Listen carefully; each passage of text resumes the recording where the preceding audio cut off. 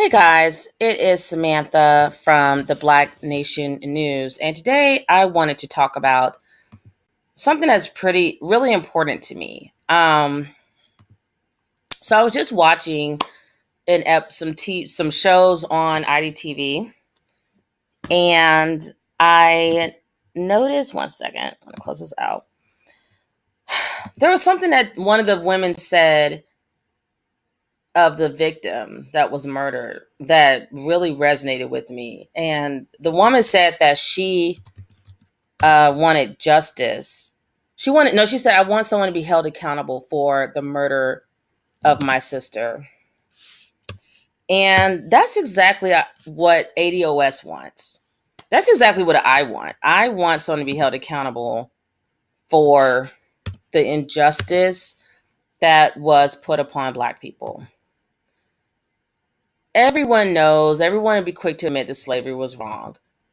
I've heard people say that the best they can do is to acknowledge it. I don't need anybody to acknowledge slavery. You did the slavery, white people, so you don't need to acknowledge it. I don't know if you think that's enough for us because there's so many docile Black people in America, but for some of us, a lot of us maybe, it's not okay. I feel very angry. Like, I'm shaking right now. I'm so pissed off. Like, I feel very angry that I don't know my relatives past, like my great grandparents. And I don't even really know their names. My family talks about them from time to time. But I'm just like, why don't I know anyone past them? And it's only like my maternal lineage. Like, my mom's father rolled out on the family. He walked away from his family. So it's like, we don't even know. And I'm sure my mom knows, she could tell stories. But basically what I'm getting to is I'm going to have to pay. Like, I had to pay for my DNA. I did I paid for like 3 different DNA tests to find out which countries I came from. I wanted to be able to identify and relate to an African country. And the DNA tests I took weren't extremely specific. One said that I was from Kenya. Like, my DNA matches the people in Kenya. And that's the one I believed the most, just because it was the most specific, and it also made sense because most people look at me and say, are you Ethiopian or are you East African? And I've looked at the people, I know that I look like the people from East Africa. And so does my family. My mom and my sister actually look Ethiopian, and I look more Kenyan, but we all know, Ethiopia is right above Kenya, so they kind of blend. But the thing that I feel like is most important is that we understand, as a Black people, as ADOS, that we do deserve justice. It's not, to me, even about the reparations. Like, that's not all I want. I want to see people being held accountable for these crimes. And to me, if it's so much that you can't even, who was this idiot that was on here that said they can't afford to even pay reparations? Is that our problem? Is that ADOS's problem? Because it isn't. Like, I'm going to tell you right now, it's not. Like, to me, when someone says they cannot afford, and I know it's a lie because I saw another video where they broke that down that they can afford. Let me see if I can find a video that's talking about that. But I feel like that just highlights how horrible the whole situation was. If you can't afford to pay us, then maybe you shouldn't have did what you did. And that's basically saying what you did was just so atrocious. That's my should. Yeah, you should fucking pay it. Like, I don't know why that's even a question. That's ignorant. I actually even heard people say that. Oh, what is? I hate that I can't find the videos. I need to be like, get this better prepared. I just laid the kids down. I'm just like so angry that I'm trying to get this done. But because these things need to be discussed. I'm sorry, but some people even said, like, this coon. Let me find his name. Oh my gosh, what is his name? D-Roy.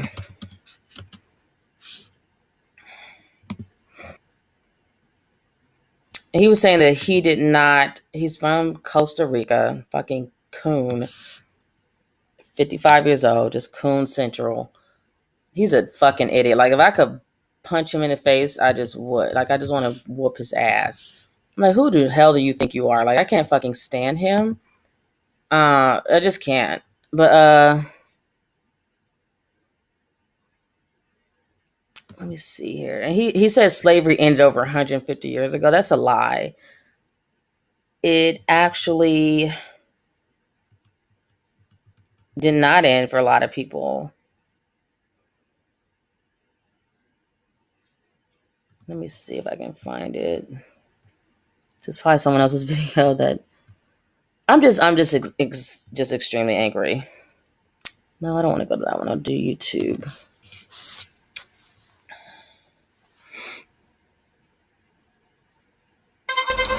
Some 2020 Democratic candidates are touting their support for reparations for slavery. Kamala Harris, Elizabeth Warren, and Julian Castro have all gotten on board with the idea. But before we all jump on the bandwagon, let's take a look at what the actual cost could be. Those pick-for payouts to black farmers under the Obama administration. Of course, they voted against USDA. Each were given $50,000. It was awarded to over 33,000 farmers or their heirs. So if we apply that same model right now to every black American and people multicultural who say they have black descent, then we're talking about $2.5 trillion. He said 2.5. You can see that it's 2.4 trillion on the screen, and it's actually about $6 trillion. Joining me now to debate, Fox News contributor Roland Murdoch and hashtag Roland Martin, unfiltered host Roland Martin. Roland, let me start with you. I'm kind of surprised that three Democratic candidates have jumped on board with this as a essential issue. So as we're watching this, he's an immigrant. These are both parents of immigrants. So they're basically immigrants too. He's from Costa Rica. His family is from Haiti. Let me pull that up on Roland Martin. So that's like another thing I've noticed is that people are black immigrants. They're not from ADOS, like from descent. They're not descendants of slaves and that American slaves. They tend to not, what do you call it? They don't have empathy for what we went through, even though their families probably went through some slavery somewhere else. I feel like to my knowledge, we went through the worst slavery, chattel slavery in the world. And so even if other people went through slavery, maybe it wasn't as brutal. So they just probably think we're whining. They come over here, they're like, why don't you just pull yourself together? So you have here, you see Roland Martin is a Haitian American. He is not African American. D. Roy Murdoch will tell you that he's from Costa Rica. He tried to slide past that. But basically my point is, why are you speaking for me as an African American if you're not African American? That's what we're not going to do anymore. Like I will use my voice. If they pull me out, because people have told me for a while, like I need to have a channel on YouTube. And I was just like, I really don't want to do this. I don't have time, but I'm going to make the time. I have to do this. I have to be committed to this fight. I have to do this. So this idiot, they just say he's an American commentator. He's a native of Los Angeles. He lives in New York City. He's a second generation American. His parents were born in Costa Rica. I'm not even sure what second generation means. So does it mean the parents are born? So the parents were born in Costa Rica. I guess they became citizens, and now, so then when he was born, he was the second generation. So basically, his family came over. He said 1962. So with that being said, you were not here in the 1600s, D. Roy. Roland Martin's family came over. So let's see here. Yeah. And Roland Martin has been passing himself off as African American for a very long time. Like I feel like African Americans are finally starting to wake up to what is really going on here, because it's like there's actually people that's been really actively working against us.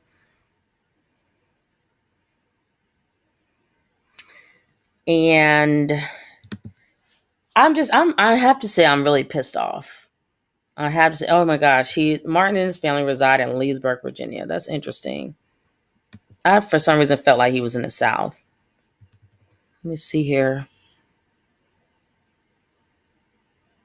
I'm trying to see if they can say when he migrated with his family to America.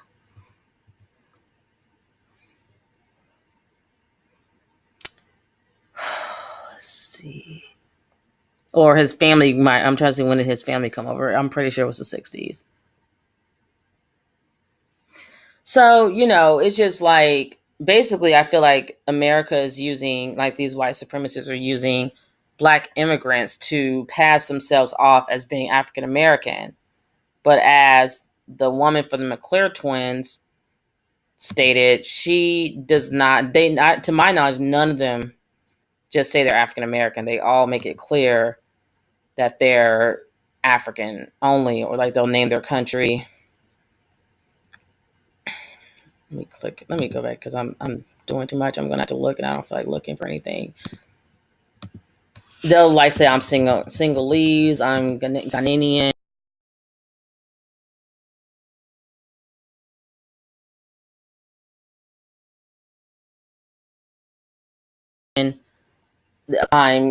I'm Nigerian, I'm Kenyan. Like, they have no problem saying what country they came from, basically.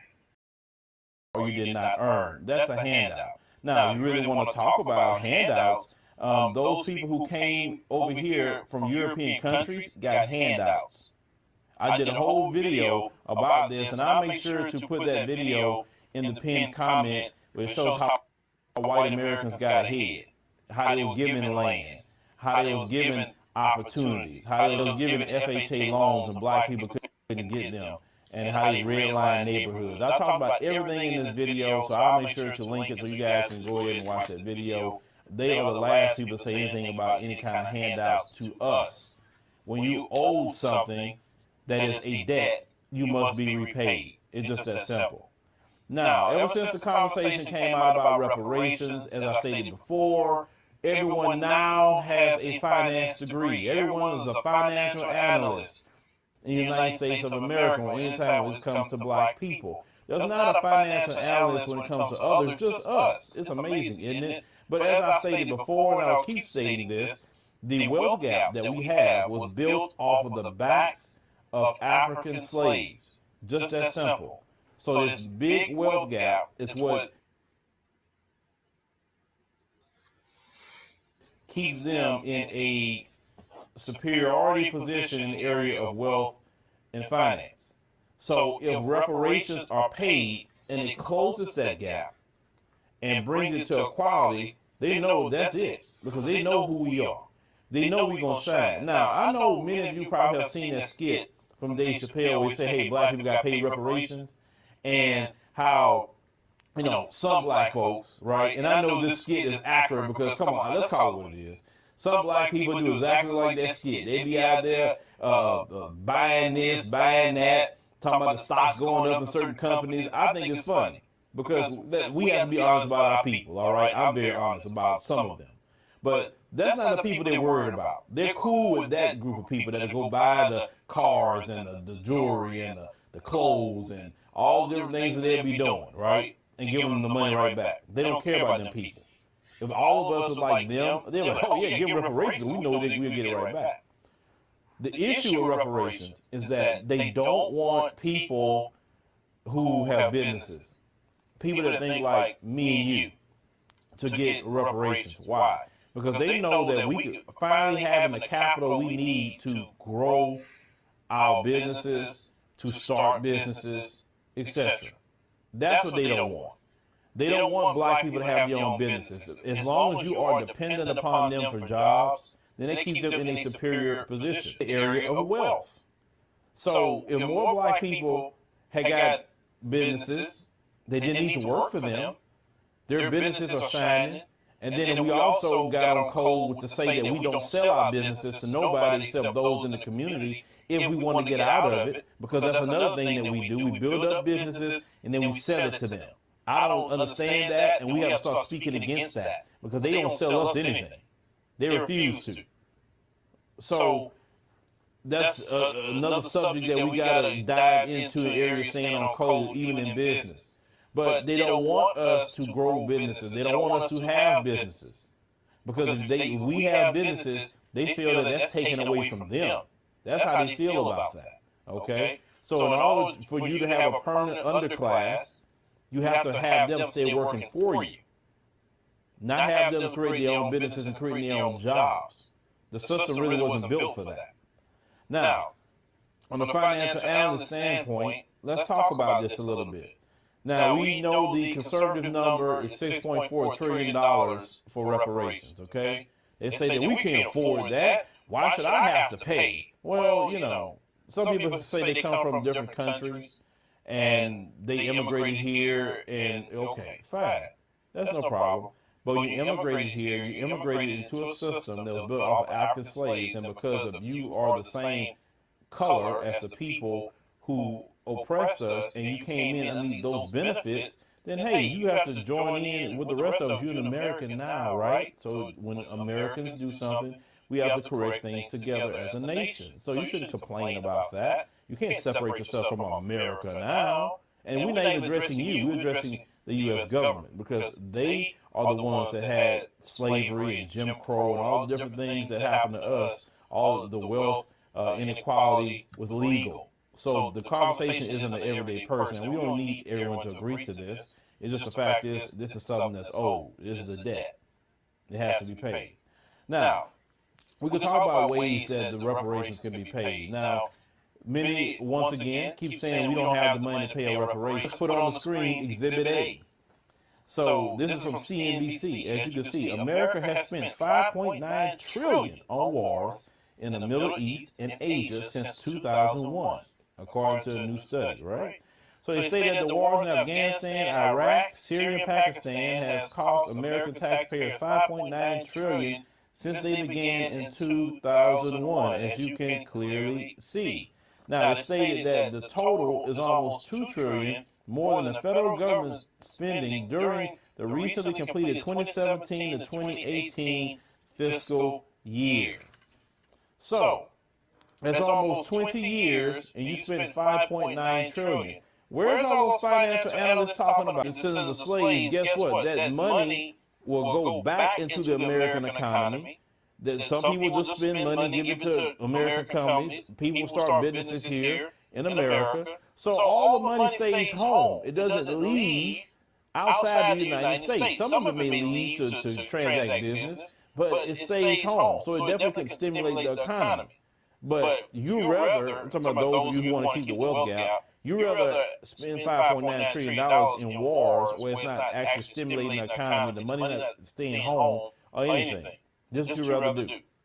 On top of that, they talk about spending money we won't have. Let's put up Exhibit B. This comes from the United States Agency for International Development. Now, as you can clearly see, and I want to do a stream on all the countries where our money is going to. This is during the time of Mr. Make America Great Again. See, they spent $50 billion in 209 countries. Why weren't you complaining about that $50 billion they spent? You didn't say anything about that at all. Nothing. But you didn't become financial analysts to that. So we could spend $5.9 trillion in the Middle East, and none of that money stays here at home. You can spend $50 billion in 2017 going to 209 countries. You say nothing about that at all. You're not trying to break that down. And then let's talk about Mr. Obama here. Obama, and let's put up the next exhibit, Exhibit C. He earmarked $12 million for Holocaust survivors that were supposed to be dispersed within 5 years to the Holocaust survivors that's here in the United States of America. That's Mr. Obama did that. Okay? This is what we say that Obama did for everybody else except black folks. We mean that. We're not just being, trying to be mean to Barack Obama or trying to just drag his name in the mud. That is the actual truth. And because of Barack Obama is why black folks are in the position they're in, and we upset about a few things and say now it's time for things to be rectified. So when they come to you, our brothers and sisters and tell you about reparations. We can't afford it. No, we're just telling you, yes, you can. You spent $5.9 trillion in Iraq. Barack Obama can earmark at least $12 million to Holocaust survivors to be dispersed in 5 years. In 2017, you spent $50 billion, and actually you can go through that all the way back to 2001 when the money started increasing to these 209 countries throughout the world. And also, if you look at the spending they're doing, some of you asked, well, why these African nations can't offer a dual citizenship to African Americans if we want to go over there and stay? Once you start understanding the money that's coming in, now I get it. Because if they start taking us in like that, it's going to piss the United States off. Just like in Haiti, when they had got free, they said that anyone in the diaspora can come over here, become a Haitian citizen, and get land. So the United States had occupied them at one point in time, and they wanted them to change that because they didn't want us here in the U.S. to leave to go to Haiti. Understand, they don't want us gone. Like I said, if they wanted us gone, we could have been gone after the Civil War. We could have been gone. Lincoln could have said, okay, y'all free, let's go ahead and ship all y'all back. He could have did that. But always ask yourself that question, why didn't he ship us back? Because they know they needed black people. There's been many writings where they say, we need them. We need them here. And it's still like that now. They haven't had a day or a time where we was away from them. And they had to build everything on their own with no one else's help. They always got to have someone else's help to do their society. But when they come up to you with these, we can't afford it. Well, now you see that we definitely can't afford a reparation. If they want to come to you and try to say, well, why should I have to pay it? Well, you didn't complain about the Japanese receiving theirs. You don't complain about Native Americans getting the little bit that they do get once a year. You don't complain about that. You don't complain about anything. So what are you talking about? Anytime it's time for black people to get what they're owed, all of a sudden it's a problem. But let me go back to why it's a problem. Reparations threaten white supremacy in the area of finance. If you close the wealth gap, what good is your supremacy at that point? You're equal now. That's the issue. That is the complete issue. They enjoy, knowing that they can have more advantages than you. When there was advantages closed, because now you're good. I mean, what is it life to live at that point if you don't have your supremacy? It's just that simple. But we must keep pushing. We must keep talking about this, putting the facts in their face, and let them squirm, and get them to just admit that, no, I just don't want black folks to have nothing because I don't like black folks like that. And that's really what it is at the end of the day, because nothing affects them. If they start paying a reparation, their tax dollars is not going to go up all of a sudden. They're already paying trillions of dollars in wars, and their tax dollars isn't going up. So when people say things like that, they just being ugly. That's really what it is. Like people say, I don't want my tax dollars to go to a food stamp. Like, what come out your check for a food stamp don't even come up to $20 a month if you do the research. So what are you talking about? Some people love to talk, but then once you start breaking down the numbers, it doesn't make sense. Like, they're going to take your taxes anyway. What you going to do? You got to pay them. It's the law. Well, leave me a comment. Let me think about this particular numbers that we were focusing on with reparations. They can afford reparations anytime they get good and ready. They can disperse it over 20 years. But it's not just money. And I tell people this. It has to be not only money, a tax-free status. It needs to come along with that. Free college needs to come along with that as well. And also some discussion about land, because they took a lot of land from black Americans. They owe for that land too. They owe for Jim Crow. They owe for it. We couldn't even go to a water fountain or eat in a restaurant without being oppressed. So reparations is a little bit just more than just money, but we want to focus on the money aspect, because that's what these all so-called new financial analysts is all talking about when we mention reparations. But as we said before, we got to stick the course, and just because you may not get reparations within a year or two, this is a marathon. It is not a sprint. And black folks have to stay the course. We can get to where we need to get to, but you must stay the course on this. All right, guys. Thanks for watching. I always try to keep my videos short. I apologize for that one commercial. I'm going to try to take it out. So if you hear this and you don't see a commercial, that means I did take it out. But let me see. I'm trying to close this down. So what I really wanted to just talk about was just really wanting that accountability for what happened to the ADOS ancestors. Like I'm just angry, really angry. And I'm gonna use my anger, like that one African actress said, to I want to use my anger to really speak out in support of my people, ADOS, and to speak out against racism and white supremacy. I have to admit that it definitely took me a while to get to this point, but it's almost like just at this point where it's like you cannot be any, you have to do this. Like, I have to do this. I cannot not speak out.